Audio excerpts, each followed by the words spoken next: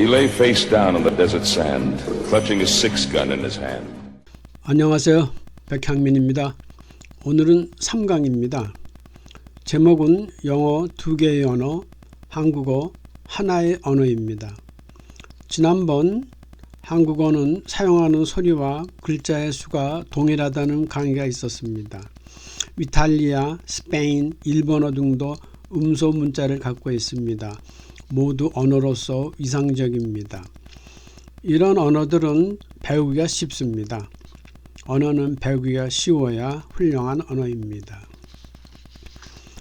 최근 유튜브 채널에 정말 훌륭한 영어 강사들이 많이 있습니다. 본 강사도 많은 도움을 받으며 공부하고 있습니다. 그러나 발음의 구조를 전문적으로 설명하는 강의는 보기 어렵습니다. 본 강의의 목적은 영어가 구조적으로 어떻게 잘못되었나를 설명하고 그 해결책을 학문적으로 설명하여 도움을 주려는 데 목적이 있습니다. 한 영어 음성학자의 말을 들어보시기 바랍니다. English is two language systems 이라고 말합니다. 한국어가 하나의 구조로 되어 있고 반면 영어는 2개의 언어 구조로 되어 있습니다. 또 다른 충고는 더 현실적입니다. When you learning English, you must learn two separate codes. 당신이 영어를 학습하려면 반드시 2개의 코드를 배워야 한다고 말합니다. 여기서 주목할 것은 선택이 아닌 반드시라는 말을 사용한 것입니다. 2개의 코드라는 말은 24개의 글자 코드인 알파벳과 소리 코드인 43개의 음소를 의미합니다. 우리는 영어를 외국어로 학습하는데 어려움을 겪는 이유에 대해 수많은 전문가들이 영어는 쉬운데 학습 방법이 잘못된 것이라고 수십 년 전부터 주장했지만 달라진 것은 별로 없습니다. 아주 단순한 근본 이유를 간과한 결과입니다. 영어는 배우기 어렵기 때문입니다. 어려운 이유는 영어가 언어로서 훌륭하고 대단해서가 아니라 잘못 만들어진 언어이기 때문입니다. 영어는 언어로서 비합리적 구조를 갖고 있고 구조를 이해하지 못하면 어려운 것은 당연한 결과입니다. 우리가 잘못한 것도 있겠지만 영어의 구조적 모순이 먼저입니다. 오늘은 잠시 교육과 관련한 2가지 개인적 이야기를 해보겠습니다. 오래전 한 월간지에서 본 강사를 인터뷰한 적이 있었습니다.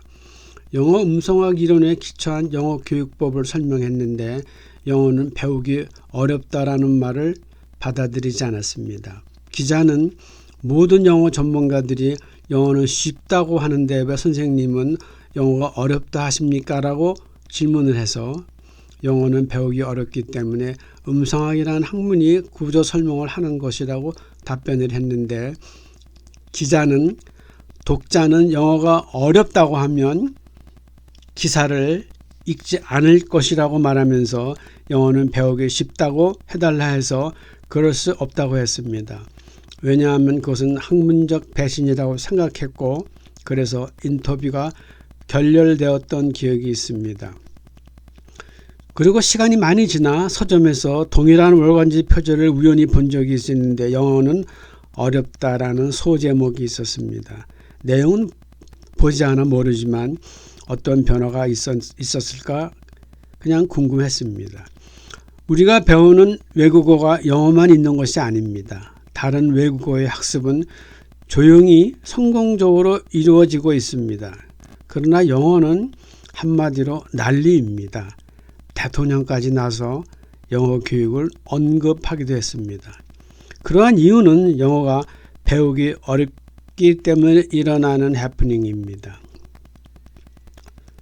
2번째 개인적 경험에 대한 얘기를 하겠습니다. 본 강사가 영어 음성학을 인터넷 공간에서 처음 소개한 것은 20여 년 전 한 일간지가 제공하는 특별한 인터넷 공간이었습니다. 당시에는 유튜브는 물론 카페도 블로그도 없던 시절이었습니다. 빠른 발전을 하는 인터넷 세상에서 보면 호랑이 담배 피던 시절인지도 모르겠네요. 당시에는 글로서만 하는 강의였는데 대부분의 한국의 학습자들은 처음 접하는 학문에 좋은 반응을 보였습니다. 그런데 조금씩 반대 글들이 올라오더니 공간을 점령하기 시작했습니다. 글을 올리기가 쉽지 않은 상황으로 바뀌어가고 있었습니다. 결국은 강사를 지지하는 그룹과 반대하는 그룹으로 나뉘더니 싸움으로 변해 난장판이 되어버렸습니다. 당시에는 악플이라는 용어가 있었나 잘 기억은 나지 않습니다. 지금의 시선으로 악플이었는데 사정이 심각했었습니다. 본 강사는 크게 실망했습니다. 신문사 담당자도 심각하게 생각했고 결국 본 강사는 강의를 포기했고 공간을 어느 문법 강사가 이어서 운영을 한 적이 있었습니다.